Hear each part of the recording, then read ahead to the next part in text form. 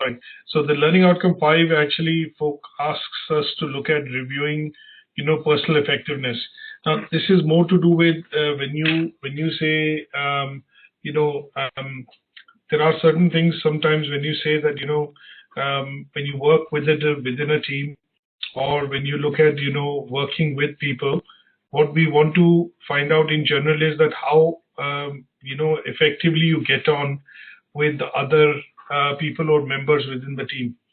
So when we look at this particular aspect of, you working within the organization, sometimes you will see that, your manager or, the recruitment managers, they look at something which is a concept called personal effectiveness. That means, this is something that is quite related to you, but you are able to define, the success, the goals that you have put in, for achieving, say, for example, everybody has plans. So if you have certain plans, how do you go about achieving those plans? How successful you are in achieving those plans? And those are the things that we look at when we talk about, personal effectiveness. So it is looking at how do you effectively think about yourself when you are put into a particular situation. And this particular topic, really relates to psychology, because here the idea is what drives you, what kind of, makes you tick, what kind of, situation makes you angry, happy, and those kind of things actually, come in. And they are all related to, personal self. That means your own personal behavior and your personal attitude, things like your skills, your strengths, weaknesses, and they kind of, basically look at, influencing you, how you work in a particular situation. So personal effectiveness is quite important, because sometimes we get to hear these sentences that you will see wherein they talk about, can you get on well with other people? Are you able to take, orders? Are you able to delegate jobs? Are you able to, take on a responsibility and then carry it to completion? So these are all things which sometimes as questions you get asked when you're working within an organization or a place of your work, because your manager is essentially trying to gain some confidence by asking you these questions, and also ensuring that before he or she will give you this job, you have the right competency and the mindset to be able to accept that job and, take it to completion. So that is why personal effectiveness or, personal circumstances kind of affect you in terms of how you work in a particular situation. So in this particular learning outcome, what we are going to look at is find out what makes you tick, find out what kind of personality you have, find out what kind of attributes or skills you have, and what are these skills, and how do you behave or, act in a certain situation. And this outcome, actually looks at covering things like, in order for me to understand your personal behavior and you personally, what we need to look at studying in that person would be to understand what is his preferred style of learning. So are you a learner which basically looks at learning things by visually observing? Are you a type of a learner who basically looks at learning things by auditory route? That means you listen to a lot of instructions, listen to a lot of people, their experiences, and are able to pick it up. Are you a kinesthetic learner? That means, you sometimes prefer the use of touch or, your senses to be able to learn. And this typically comes into play when people have certain special needs or disabilities. So we want to understand what is your style of learning. How do you learn? How do you behave? And this is one of the things that we'll look at in learning outcome 5. The second thing that we will look at is how do you define goals? When we say short term, medium term, and when we say long term. And I was just about, doing my own, goals, and I was defining something short term, medium term and long term. And the reason why you put these goals is because you want to improve, your working style, how you work with others, and in general, how effective you are at the place of work, is all governed by understanding what kind of goals can you set. So we'll understand this to see how sometimes when you work within a company, business, or an organization, you set short-term goals, you create or set medium-term goals, and then how do you look at setting long-term goals. Now, an extension to this will be to look at understanding how goals are set. And we've come across this term earlier, which is called SMART. So we look at how do we use this terminology of SMART, meaning specific, measurable, achievable, realistic, and time-bound goals when you apply and set goals and targets for yourself. That means personally when you set targets for yourself. And then one of the other things that we will also look at would be a certain set of things which are very important in organization. Things like sometimes you hear about time management.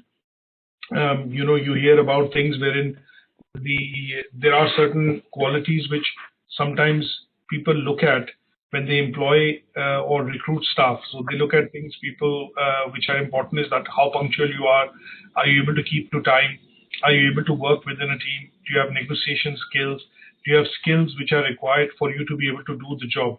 So we will look at how you kind of understand this concept by looking at one of the things which is called Johari window. This is a framework which sometimes helps define what things are urgent, what things are important, what things are urgent and important, and what things are urgent and unimportant.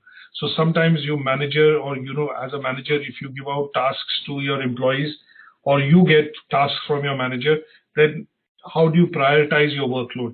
How do you look at, okay, this is important, I need to finish because he's expecting this today. This is something which is, important, but I can give it to him tomorrow. So these are activities which allow you to understand how you increase your effectiveness while working within an organization. And for this, to understand this learning outcome, we need to study three things. One, what are the key things which allow you to learn? So we look at learning styles. That's point one. And I've got a few slides, to cover learning styles. The second thing that we will look at would be how to set goals. And these goals can be set as short-term, medium-term, and long-term goals. And the third we will look at would be how do you understand the concept of Johari window. This is a framework which was created by two authors, and that's why it's named after them. And I'll send you a bit of a handout, but we'll discuss this particular framework to see how this helps in prioritizing your workload when you work within the office. So how do you treat things as urgent? How do you treat things as important? And which things are urgent and important, and which things are urgent and unimportant. So that would be what we are looking at, just briefly going through in today's, session when we cover, learning outcome 5. So what I've done is I have, obviously created a few slides. The idea of looking at learning style would be, I don't know whether you recall, did you fill up a learning style questionnaire when you started with us? No. Right, okay. So what I'm also going to do is send you a learning style questionnaire, and I'll open this up. This learning style questionnaire is basically, designed by Honey and Mumford. They were two, scientists who did some research to understand how, people learn and what is their preferred learning style. So this questionnaire has a series of questions. It is to be, all you need to do is read and respond. So what you will do is you'll write your name here. So you'll write your name. And then what you're going to do is choose any of the three options when you read this question. I can remember more about a subject through lecture method with information, explanation, and discussion. So is it often, sometime, or seldom? So you tick mark all these, by, say, for example, you choose this. Just give me one second. So sometimes what you will do is, if this question corresponds to this, this corresponds to this, you fill this up. And when you fill it up, what you do is you total it up while reading and responding to these questions by giving your score. So how many times have you got often? So if in the 32 questions, you've chosen often, say 10 times, 10 into 5, you will give 50 points. So you'll record your score here. Okay. And then if you've done sometimes, you'll record your score. And then if you have said, I only use it only very sparingly, that means I seldom use it, I don't use it that much, then in that case, you'll give 1 point. And when you do that, you'll total up your scores, and it will give you a style that is the style through which you learn, or you are able to learn much more quickly. So if you answer some of the questions, what will happen is, when you look at these questions on the top, some of these questions are related to a visual style of learning. That means you prefer to look at things when you are learning. The second style is related to auditory. That means you prefer to hear what is being said, and that is how you learn. And the third style would be something called kinesthetic, which basically means sometimes you have to touch some of these things to get a feel of, how good they are. So if you're imagining, if you buy you're trying to buy a dress, or which is in silk, or it is made in wool, for example. So in this case, if you see a picture, or if you see or you hear somebody talking about it, you won't get a very good idea. But in this case, what you have to do is you have to touch the dress to feel the cloth, and in this case, you're able to recognize that, okay, this is quite valuable, this is very soft, or very, let's put it this way, very stylish, by touching the product or by touching that particular thing. And that style of learning sometimes is kinesthetic. That means you prefer to touch and feel in terms of learning. And this could be applied to, learners which have some sort of, disability sometimes. So people in those cases which have certain disabilities could actually learn by using what is called, kinesthetic style of learning. And when you answer these questions, towards the end, if you see question 2, 3, 7, 10, they relate to visual style, so you will normally score more points here. If you're auditory, you'll score more points here. And if you're kinesthetic, you're going to score more, points on this side. Now, these learning styles, were modified. This was initially created by somebody called Honey and Mumford. And I will send you, this particular thing just after the session. And these styles were 3 essentially, but they were later modified by Fleming in the 1990s, and he created something called VARC. So visual, auditory, kinesthetic was there, but the other style that he included was read and write. That means sometimes people learn by writing things on their own. So, you sometimes see that students, when they're studying in the uni or when they're studying in the class, even if the teacher is giving them printout or is writing something on the board, they prefer to make their own notes. Have you seen that? Have you experienced that? Sometimes you're taking instructions, but you try and make your own notes. So here, the fourth style that he suggested and was included in the learning style was read and write, which is R. So VARC is the learning styles that we need to look at studying, for the first assessment criteria. So how would you?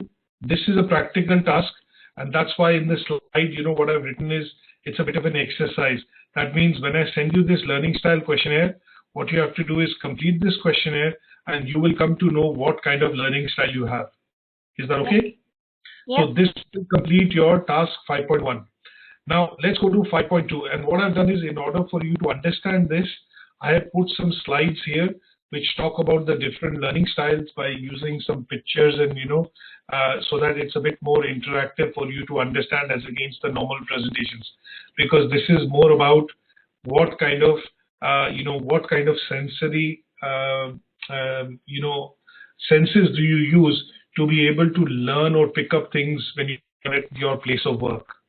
So these 4 styles are called VARC, and once you know that these are your styles, or this is the preferred style through which you learn, this helps you, kind of follow things from time to time in a much easier and a better way, and a much organized way.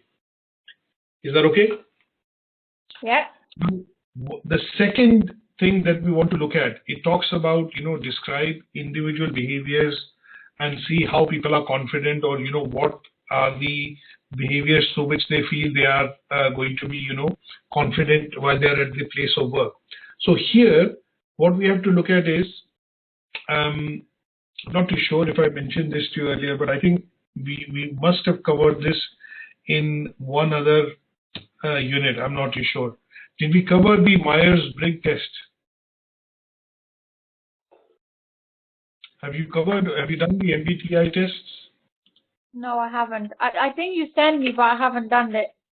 Right, okay. So basically your task 5.2 relates to understanding your personality type. And one of the tests that you could do to understand the personality types would be, and to cover, the learning outcome 5.2, would be to use something called, go onto one of these sites and do this particular test.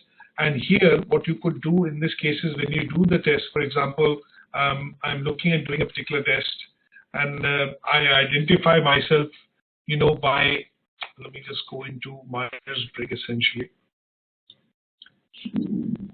So this particular, author, she did some research in terms of understanding what are the different personality types, and she came out with 16 different types of personalities.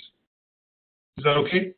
Now, what she meant by this is, because she invented these 16 categories, when you read a category like ISTJ, it stands for something, I'll come to that, but it talks about that you're quiet, you're serious, you earn success by thoroughness and dependability. So what you have to do is read some of these and then identify your personality. What are the key traits which are being mentioned here, and are you able to recognize this to your, to yourself? And when you recognize this with yourself, what then you can do is basically take a personality test. Okay. And these personality tests that she created, basically came out with some classification.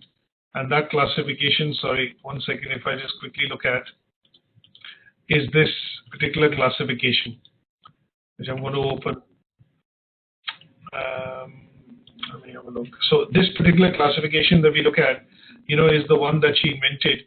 And this talks about whether you have an extrovert personality, do you have an introvert personality, are you, if you get into a party, are you able to straight away strike conversations with other people in the room, or do you sit back and basically look at, others to approach you? So when you look at these kind of different personality traits she created, they are essentially called what are called the Myers-Briggs type. I'll expand that here. So this is what she came out with. So here she talks about 4 questions. Are you outward or inwardly focused? That means, are you an introvert or an extrovert? Are you able to, straight away strike a conversation with stranger, or do you take your time to, strike a conversation? How do you prefer to take your information? Do you like reading it? Do you like thinking about it? Do you come up with ideas through intuition? So she created sensing and intuition. The third was, how do you prefer to make decisions? Do you think about them, or do you think from heart? Do you think from brain when you think about it rationally and take a decision, or do you think about it from the heart and take a decision that, okay, no, this is something I feel positive about, I should go for it? And the fourth question that she said, she asked was, how do you prefer to live your outer life? That means, how do you prefer to look at, dealing with matters when you're outside, your, say, for example, house. So in this case, do you look at taking decisions by judging, or do you look at taking decisions by perceiving them, that this is supposed to be the right decision I need to make? But sometimes you'll see people make a decision basis calculative, basis calculations. So when you look at that, a simple example that I would give you would be to look at, if you're trying to book a flight ticket. Sometimes what people will do is, when they're trying to book a flight ticket, they would look at doing a bit of research, and that bit of research would essentially, lead them to finding out, the type of, cheap ticket or cheaper ticket which is available. And in those cases, they will then go in and book for that. The other will be that you will say, okay, I need to travel, and I'll do the booking towards the end. But without doing some research, you basically get into it. And from that angle, what tends to happen is that you are able to look at essentially making a decision on the basis of perception. that, okay, he's trying to book that flight, should I book that? I think it should be optimum, because if they are booking those tickets, then these tickets are the ones that we also need to book, and that will be helpful. So those kind of things are sometimes when you look at making a decision on. She created these different types of personality tests, and these tests are basically called what are called the Myers-Briggs test. Okay. So this is what you need to look at, looking at doing, for your task 5.2. So here, the idea would be to take up one of the tests, and I think I've sent you this link before, but what I would suggest is you go on to one of these sites and you take a personality test and take a screenshot of it, and that would cover your task, 5.2. Now, coming to something called SMART goals. When you set goals for yourself, what we need to look at is how do you set SMART goals, for yourself when you are trying to decide that this is something that I need to do, or this is something that I, want to achieve. Like one of the goals that you currently look at is you want to be able to complete level 3 so that you can go and study in university at level 4. Correct? So when we look at setting goals for ourselves, again, this is a template that I'm going to send you. And what you have to do is basically look at defining your goals. So sometimes, how do you define your goals?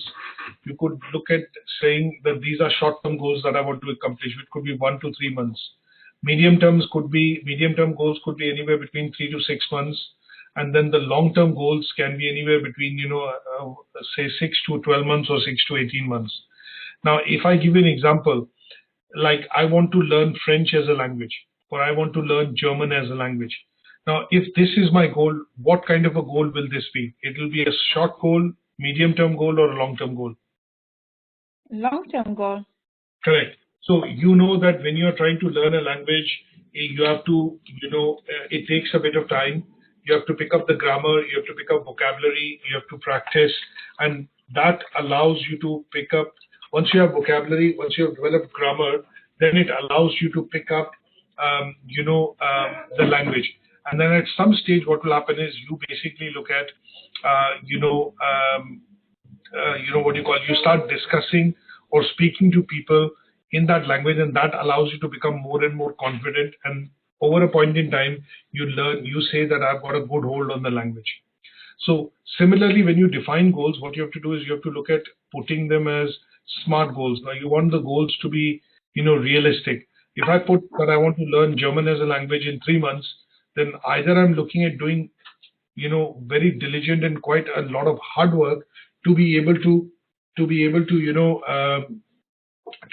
basically learn, and I'll have to dedicate a lot of time, or I'll have to be realistic in putting that goal across by saying that, okay, I'm going to learn 1 or 2 days. One day I'll attend a class. One day I will, say, for example, watch a movie. I'll read a book, and that will allow me to, essentially, pick up the lingo, pick up vocabulary, develop my grammar, and then learn the language. So here, what we want to be able to do is you need to decide what are your short-term, medium-term, and long-term goals. And you need to be able to fill this template up by using, the meaning of these SMART goals, which are nothing but, explained here, like specific, measurable, agreed, realistic, time-bound. Now, the new term, when we say SMART is fine. But when we look at newer term, it is smarter. Sometimes you have to have ethical goals. Sometimes you have to record these goals. Now, if you say that I want to earn £1 million overnight, now is that goal ethical? Are you going to do business ethically? Things like that will also come into place, and that will define your ethics and morals as well. So what you have to do is use this template, which I'm going to send you after the session, and then define your personal and work-related goals. So you could briefly put some descriptions here, 2 lines, and they will be completing your task 5.3. Okay. Is that okay? Yep. Last, let's look at management skills audit. Now, when you work within a place, what tends to happen is at some point in time, you need to look at your skills audit. That means, You have to look at what kind of skills you have and what, let me put it this way.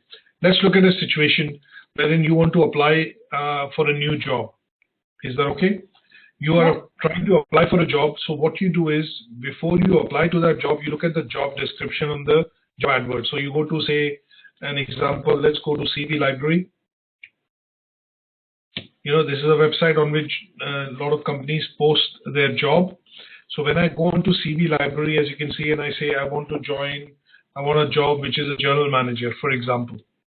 And I do a search. Now, when I come up on this particular job, I see that there is a particular salary, some experience which is required, what kind of people they are looking for.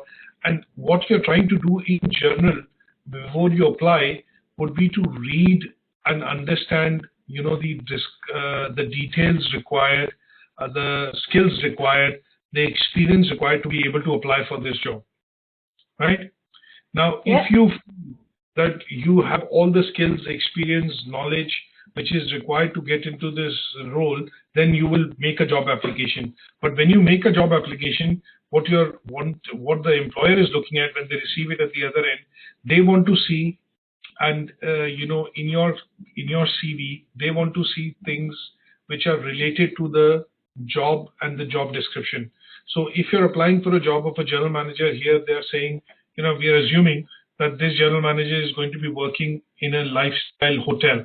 So they are looking at somebody who has worked within the hotel industry, has knowledge about various departments within the hotel industry, things like laundry, front office, events, advertising, sales, marketing, customer service, and, say, for example, restaurants and other bits, because all these are different departments within a hotel. They will also see that you got relevant experience in terms of working within a similar role in a similar organization of similar size. They will also look at how many years have you got in terms of experience of working as a manager in that particular role, or in various other departmental roles within the organization. Now, this would translate into what is called skills, because as a general manager, you're expected to have leadership skills, you're expected to have people management skills, you're expected to have operational skills. That means you know how to run the operations of the hotel. You have skills which are required at the personal level and at the professional level. That means you are able to work with employees using personal skills, things like able to delegate, things like ask them to, persuade them to follow a goal or a particular task. And at some time, they will look at lots of other skills which are required. Now, so things like time management, how to balance the workload, how to get employees behind to be able to accomplish tasks, all these things would be required because they're expecting you to join pretty much at the topmost level of the organization to run the business for them. And that's why they're giving you a higher salary, a lot of perks and incentives because they feel that you should be able to bring this to the company. Correct? Yeah. In order to understand that whether you have these skills or you do not have these skills, what you need to be able to do is do a skills audit, right? Now, the skills audit would be an audit of your strength areas, of your experience, and of the knowledge that you've acquired over the years by working within the sector or the industry. Is that okay? So here, this is a template which I can forward on to you. And here, the template basically looks at doing a skills audit on how do you learn, how do you get information from colleagues from different sources? How do you look at reading and obviously taking notes when it comes to noting down important points? In your skill areas, it is looking at understanding how good are your writing skills. That means at the general manager level, sometimes you have to send letters and communication across to VIP customers, clients. How good are your writing skills? Are you able to write formal letters, formal emails, things like that? How good is your spoken communication? How good are you with IT? And then when we look at, at the general manager level, you are expected to understand finances, things which are related to, in general, money related matters. So in this case, when you look at understanding of those matters, people expect that at that position you're going to be very good with numbers and calculations. That means how many rooms need to be occupied for a break even to happen, should the pricing of the rooms be increased or decreased, those kind of things, are required. So basically in those situations, what happens is sometimes in order to judge your abilities, you are asked to do what is called a skills audit. And this skills audit as a template can cover a number of skills that you write in your CV. So sometimes when I say I have leadership skills, I have negotiation skills, I have team building skills, I have telephone skills, I have good IT skills. Sometimes when you're applying for a job, when you go for a job interview, in the job application form, your employer will ask you to rate yourself on these skills. Okay? So on a scale of 1 to 5, how good are your networking skills? Rate yourself. So you will rate maybe yourself as 4. That means you're above average or good or very good. Sometimes if they look at asking you a question, how good are your IT skills? And then they will say using Windows, using MS Office, using video conferencing, different kinds of IT products they will list out. So in that, they will ask you to rate yourself. So when you rate yourself on a scale of 1 to 5, 1 to 3, whatever the scale they are using, it will give them some background and some background information about how good your skills are. Because the company might have said if the rating is 1, that means the person is 20% or 30%. If the rating is 2, you're at 40%. If the rating is 3, you're at 60%. If the rating is 4, you're 80%. If you're rating yourself as 5, that means you have 100% competency on that skill. Is that okay? So this kind of a skills audit template allows you to understand what are your strength areas, and then you are able to rank yourself on these strength areas, and that is what will cover, your management skills. Now, for this particular task, when we look at task 5.4, we have been asked to look at, assessing ourselves on something called time management skills and how do we prioritize workload. So if I just quickly open Johari window model, and this is something that I'm going to also share with you. So there is this particular model which allows us to understand, a couple of things. Now, why do we look at this particular model? Is because sometimes when you are given work, have you heard of Johari window? No. Okay. Now, what is Johari window? Basically, this is a framework which was designed by the author called Joseph Lupes and Harrington Ingram. They were the two authors which created this concept. Now, this is basically a model or a framework which is used to understand how people can better understand relationships and their relationship with others while working within an organization. Okay, so if I just repeat, what does this model help us do? Is helps us understand how good are you in understanding relationships, and these relationships, when you put to work, how do they help you in getting along with others within an organization? Okay. Okay. So the concept is that when you're put into a team, when you're put into a room, for example, which is full of strangers, you don't know each other or you don't know the other people, then how do you, start how do you basically get on with them is something which can be deciphered by understanding this particular, or deciphering or basically using this technique called, Johari window. So here, this was a framework which was actually used for, they created this framework. Joseph and Harry actually created this framework for, corporate organizations. And they came up with this quadrant, which is a 4 matrix quadrant, which talks about on the y-axis that you have two kind of traits. One is you're known to others and you're unknown to others. And on the x-axis, you're known to self and you're unknown to yourself. Now, I'll give you a simple example of how to understand this. Initially when you start driving, I'll give you an example of driver. And when you start driving, when you're a new driver and you've just passed the theory test, you're very concentrated on the everything that is happening on the road. You're clutching the wheels by both your hands, and you have 100% concentration because you're a new driver and you want to make sure that you're driving accurately and cautiously. Correct? Yep. Give it 2-3 years, because you've now developed the experience of driving and you're comfortable driving, in different situations. What happens is sometimes you have one hand off your steering wheel and you have one hand, maybe playing a stereo, changing a song, or changing a gear and things like that. At that situation, what happens is you become conscious and aware of yourself and how you are able to react in situations, and you become more comfortable while driving. Give it a few more years and you've driven a few more 1,000 kilometers.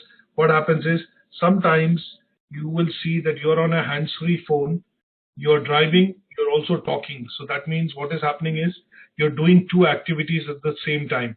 But because you've become so used to and comfortable with the habit of driving, and you go through that road every day while going to the office, while coming back from the office, or while going shopping, you're able to do another activity. That means here you know yourself very well, but you also know the road and the situation through which you travel every day when you're traveling to your office in the car.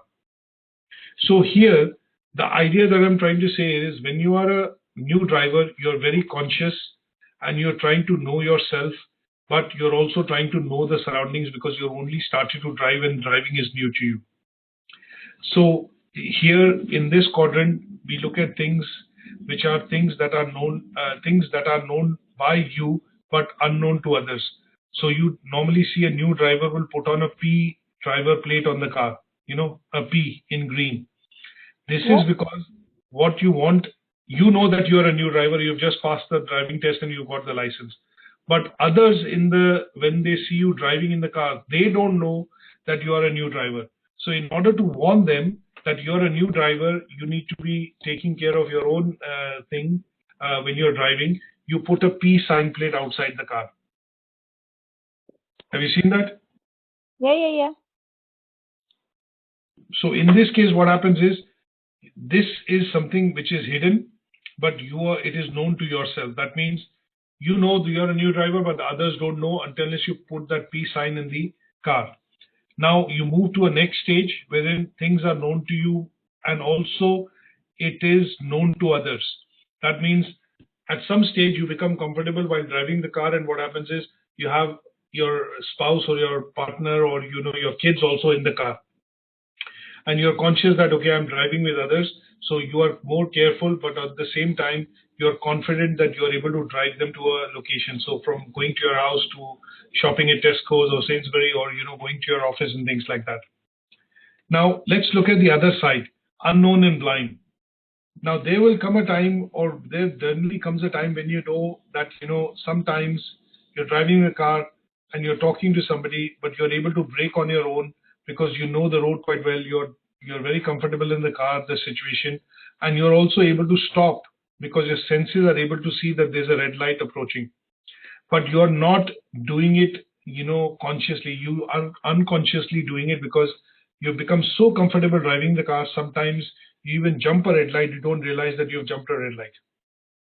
So this kind of a concept wherein you sometimes look at situations which are known to you and unknown to others, or you look at situations in which these situations are known to yourself, but sometimes you're blind to what decisions you're taking, helps you to understand what is called the concept of prioritizing workload.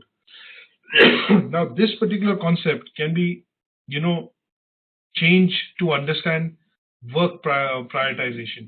What is urgent, what is important, what is urgent and important, and what is urgent and unimportant. So I can change this bit here to say, if this is work, this is urgent and this is important, and this is non-urgent and this is non-important. So you can look at how to prioritize by following an instruction and seeing that sometimes when you're given a number of tasks to do, which ones are urgent, which ones are not urgent, by discussing with your manager, and that helps you, kind of prioritize your workload so that you're able to deliver the things which your manager is asking for while you work within an organization. And what I've done here is, in order for you to understand some of these concepts, I have actually, developed a few slides, and these slides cover some of these points, in detail. Is that okay? Yeah. So 5.2, 5.3, I'm just going to goal setting. So here, SMART goals. Now looking at your own time management skills. Why do you think we require to manage time while you're working, while you're working in a workplace? Why do you think time is important? To achieve the goals quickly, isn't it? That is correct. Sometimes what happens is when you're given a lot of things to do, you also feel stressed. And when you feel stressed, what happens is that because of stress and worry, sometimes you're not able to complete the task or you make mistakes while doing the task. So the trick here is, in order for you to not feel stressed, but also complete the tasks without committing any mistakes, what you have to do is learn to organize your work. So sometimes you will see your manager or people within the company normally say, can you organize your day? How do you organize your day? They might ask you a question, how do you organize your day? So sometimes you see people come into the office, they come in a bit early, 5-10 minutes early. They obviously look at organizing their workstation, get started, make a cup of tea, and then what they look at is go through emails first. Some of the emails they quickly respond because they are read and respond, but some of the emails require a bit of work to be done. So what they do is they flag those emails to say that, okay, this is something urgent, I need to look at it, but I will look at it at a later stage. After the emails, what they will do is they'll have a quick meeting with the team because everybody has come into the office, and maybe your manager will ask for some updates of what you did yesterday, what have you completed. Once that is done, you get on with your usual activity. You've set a time that I will take my lunch break between 1 and 1:30. Once you've done with your lunch break, sometimes you will go out and have a bit of a break, walk, and then come back and start back work again.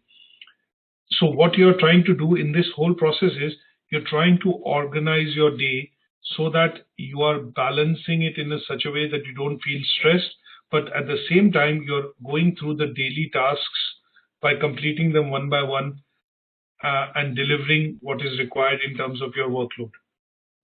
So organizing your day and organizing it in such a way that you are able to effectively complete the tasks is important. And that is where time management comes in. So sometimes you say when your manager is going to give you a lot of things to do, you normally quickly calculate and say, okay, this is something I can do, this I can do, I cannot do. Okay, then you negotiate with him or her to say that, okay, this is something which requires more time. Can I submit this tomorrow? Or can I submit this day after? I will work over this on the weekend and I'll submit you, on Monday. So what you're trying to do in that case is looking at the time required to complete that job. You're negotiating with your manager to say that this is something which I need to complete and for which I will need more time. And what you're trying to do is look at arranging those on the basis of how much time is required to complete a particular job. And you're prioritizing the things that this is something I can do, this is something I cannot do, or I would need help to complete. And that is what is required when you look at understanding how to manage time, how to prioritize your tasks, how to schedule certain tasks, and then how to meet the deadlines. Okay? Yep. And this is explained in some of these slides so that you're able to go through them and just understand it in your own terms, because they're quite simple. That means you need to read and understand this. There's nothing much that I need to explain on how do you manage time, or how do you develop time management skills. Is that okay? Yeah. So with this, we're going to stop here, but just after the session, what I'm going to do is send you these 3 or 4 templates for you to be able to complete. One is your skills audit, second is your SMART goals, and third was primarily your learning style questionnaire. And that will help you to accomplish your learning outcome 5. Okay. Okay? Any questions on so far? No, I'm all good. Okay, good stuff. So let me end the session with this, and then I'll send you a quick email